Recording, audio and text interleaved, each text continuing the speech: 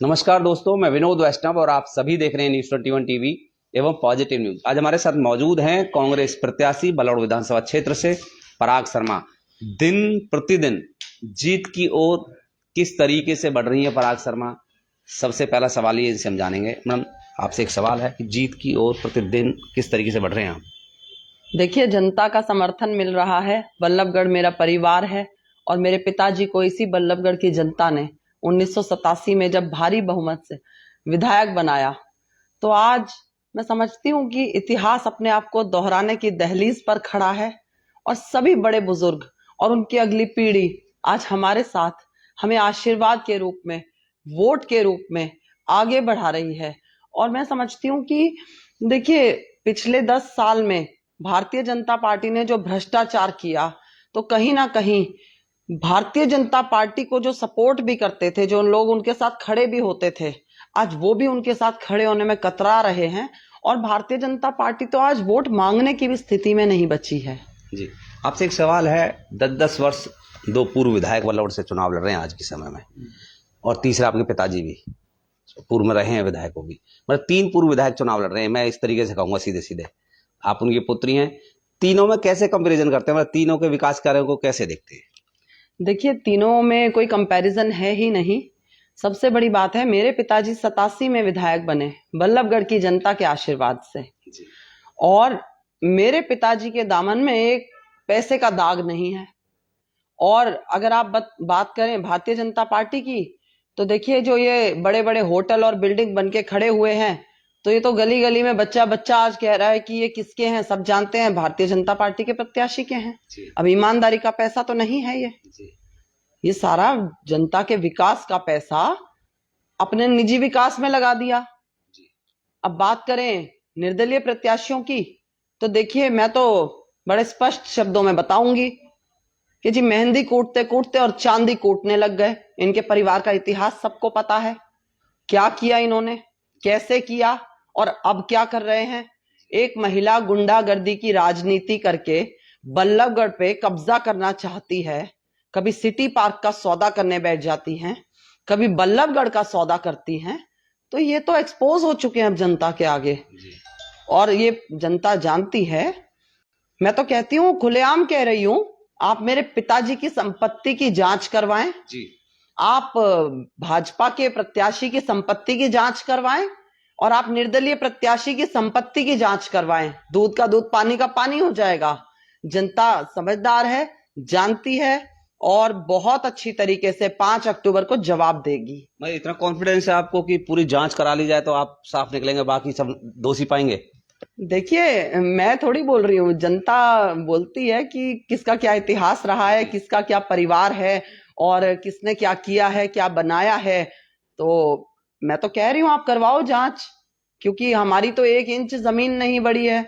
मेरे पिताजी की जो संपत्ति थी वही संपत्ति आज भी है, लेकिन जिनके पास कुछ भी नहीं था, आज वो हजारों करोड़ के मालिक मालकिन बन के बैठे हैं।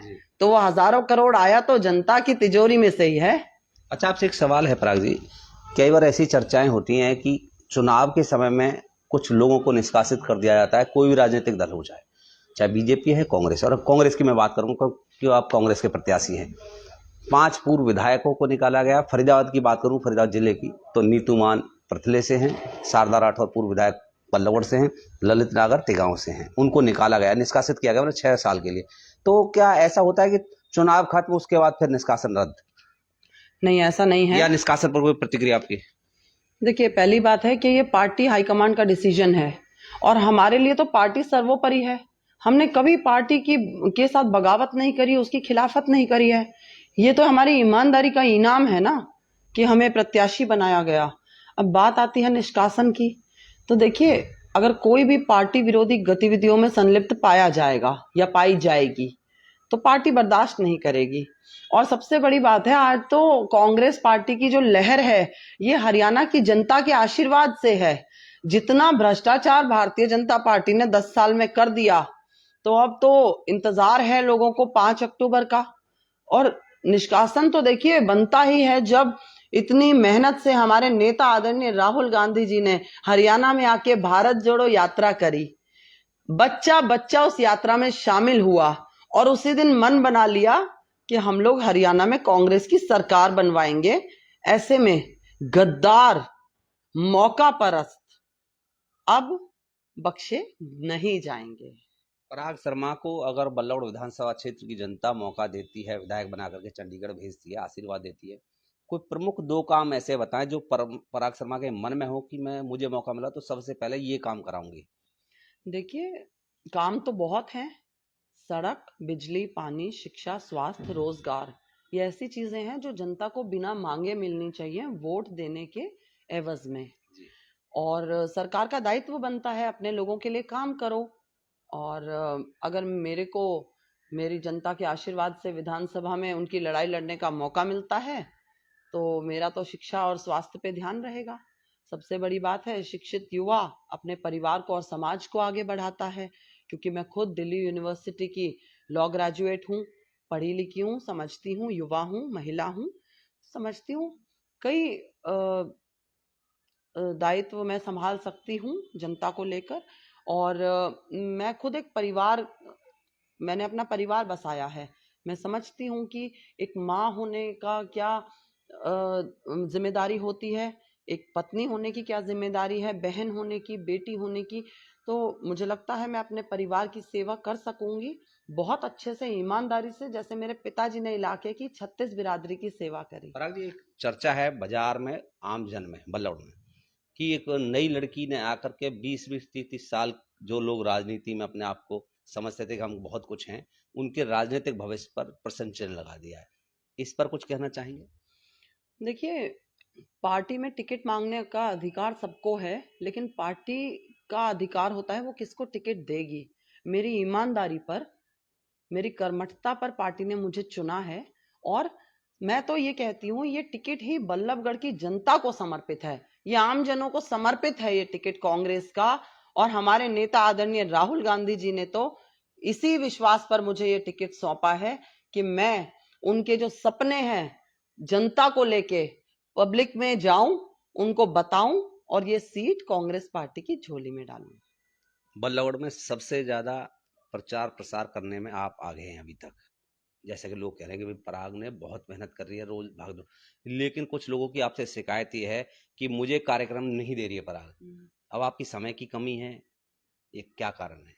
नहीं, मैं तो अगर मुझे 4 लोग भी कहीं बुलाएंगे तो मैं पहुंचूंगी। नहीं पहुंचेंगे, लेकिन सभी जगह नहीं पहुंच पा रहे ना आप। नहीं, देखिए, समय जैसे भी हमारा प्रोग्राम अगर कोई क्लैश होता है तो मैं फ़ोन पे भी बात करती हूँ, मैं संपर्क में हूँ लगातार।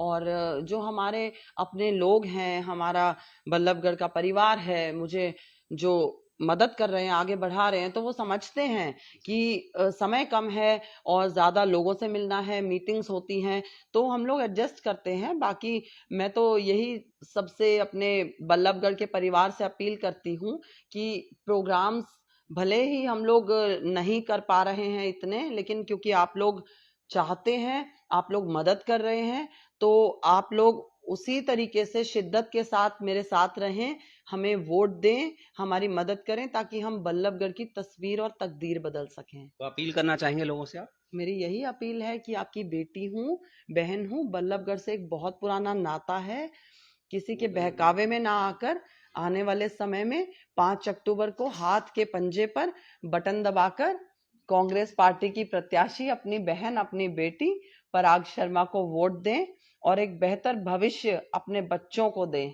उनके भविष्य के निर्माण के लिए कांग्रेस पार्टी की सरकार बननी बहुत जरूरी है। धन्यवाद।